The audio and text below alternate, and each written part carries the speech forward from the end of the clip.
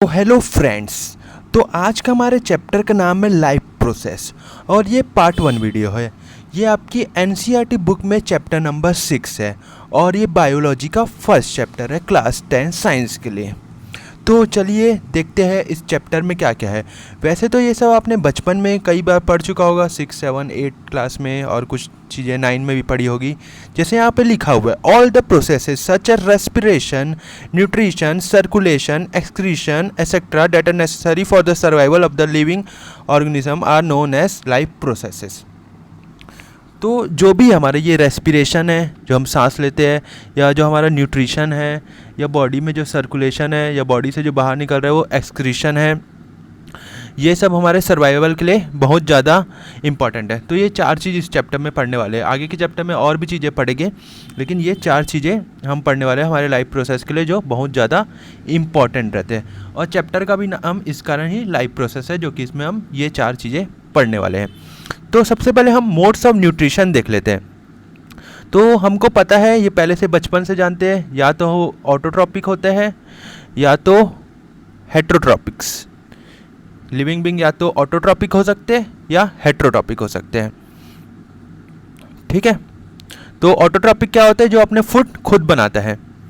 यहाँ पे लिखा हुआ है, it is a type of nutrition in which inorganic material such as carbon dioxide is used up to synthesize organize food by the process known as photosynthesis.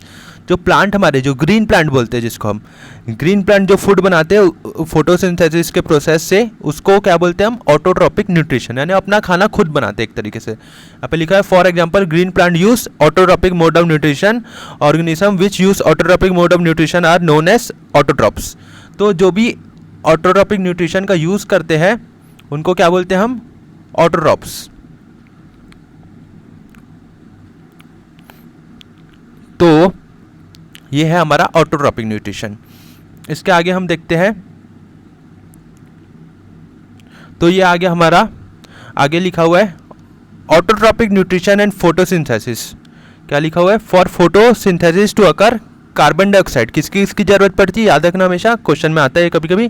Carbon dioxide, water, sunlight और chlorophyll are require raw material. यानी उनको खाना बनाने के लिए क्या क्या ज़रूरत पड़ती है? कार्बन डाइऑक्साइड की, वाटर की, सनलाइट की, क्लोरोफिल की। सनलाइट क्या करता है? उनको एनर्जी प्रोवाइड करता है। क्लोरोफिल से क्या वो लोग सनलाइट को एब्सॉर्ब करते हैं। कार्बन डाइऑक्साइड किसको रिड्यूस टू क्या हो जाता है? वो कार्बोहाइड्रेट हो जाता है। और water is oxidize to release oxygen. तो ऑक्सीजन रिलीज करने के लिए वाटर को ज़रूरत पड़ती है। तो वाटर कहाँ पे मिलता है? आपको तो बचपन से ही पढ़े होगे, प्लांट में। जो हमारा प्लांट रहता है उसको वाटर मिलता है हमेशा नीचे से, ऊपर से नहीं, नीचे से मिलता है। ठीक है। तो आगे लिखा हुआ है, site where the photosynthesis occur is known as chloroplast. तो जहाँ पे भी फोटोसिंथेसिस होती है तो उस जगह को क्या बोलते हैं? क्लोरोप्लास्ट। आप ये नोट भी करते जाना। They contain green colour pigment known as chlorophyll. तो क्या जो ग्रीन लीव्स है, हमने डायरेक्टली हम वही बोल सकते हैं। और जहाँ पे क्लोरोफिल रहता है वहीं से क्लोरोप्लास्ट जिससे बनाते हैं फोटोसिंथेसिस। और they contain green colour pigment known as chlorophyll. तो वहाँ पे ग्रीन कलर का जो पिगमेंट रहता है, डेट ट्रैप, सनलाइट को ट्रैप करके वो क्या करते हैं? फोटोसिंथेसिस करते हैं। तो इस स्लाइड में या यहाँ पे हमने यही पढ़ा कि यहाँ कार्बन डाइऑक्साइड, वाटर, सनलाइट और क्लोरोफिल का यूज़ करके ऐसे रॉ मटेरियल प्लांट अपना फूड बनाता है, जो कि एक ऑटोट्रॉपिक न्यूट्रिशन जिसको हम बोलते हैं। और वो क्या रहता है? ऑटोट्रॉप रहता है। प्लांट हमेशा ऑटोट्रॉप रहता है। ग्रीन प्लांट्स की बात हो रही है यहाँ पे। उसके बाद है step of photosynthesis as follows. तो क्या होता है? सबसे पहले क्लोरोफिल का एब्जॉर्प्शन बाय लाइट होता है। ठीक है। कन्वर्शन ऑफ लाइट एनर्जी से क्या बन जाता है? Chemical energy. उसके बाद क्या होता है? Splitting of water into hydrogen and oxygen, यानी H2। हाइड्रोजन और ऑक्सीजन दोनों अलग अलग होते हैं। उसके बाद finally reduction of carbon dioxide. Carbon dioxide जो मेन है इसमें, कार्बन डाइऑक्साइड से क्या बन जाता है हमारा? कार्बोहाइड्रेट्स। तो ये आप स्टेप को लिख लेना जरूर। तो 4 सिंपल स्टेप्स है। और यहाँ पे हमारा ये डायग्राम, तो यहाँ पे लिखा हुआ है, leaves contain small opening known as stomata. तो हर लीव्स में, तो उसमें एक माइक्रोस्कोप से देखेंगे तो क्या रहता है? एक लीव्स कंटेन्स क्या, स्मॉल ओपनिंग रहते हैं stomata which help in exchange of gases, जिससे हम, जैसे हमारा नाक है, नाक से हम एक्सचेंज ऑफ गैस करते हैं, तो प्लांट के लिए स्टोमेटा है जो उनके लीव्स में रहता है। तो और इस किससे सराउंड रहते हैं, surrounded by guard cell which guard the opening and closing of stomata. तो गार्ड सेल का मेन काम क्या है, ओपनिंग और क्लोजिंग स्टोमेटा को करता है। ये बंद हो गया था अभी। तो गार्ड सेल में क्या रहता है अपना, क्लोरोफास्ट रहता है, तो क्लोरोप्लास्ट।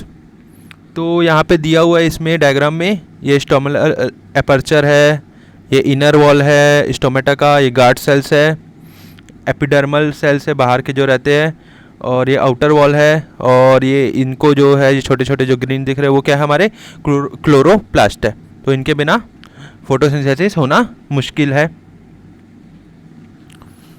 चलिए अब हम आगे देखते हैं। तो ये हमारा इक्वेशन ऑफ फोटोसिंथेसिस है। तो क्या होता है इसमें, CO2 का यूज़ और H2O।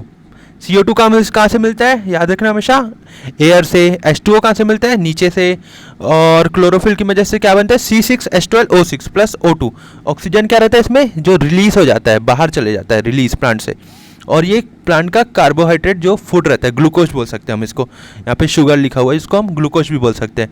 तो ये कब होगा, हमेशा याद रखना, चैप्टर 1 का वीडियो देखे होगे कि किस कारण होता है, वो भी यहाँ लिखना पड़ता है। जैसे कि यहाँ पे सन एनर्जी के कारण हुआ है, सन के बिना ये नहीं हो सकता, अगर सन नहीं रहेगा तो ये नहीं हो सकता।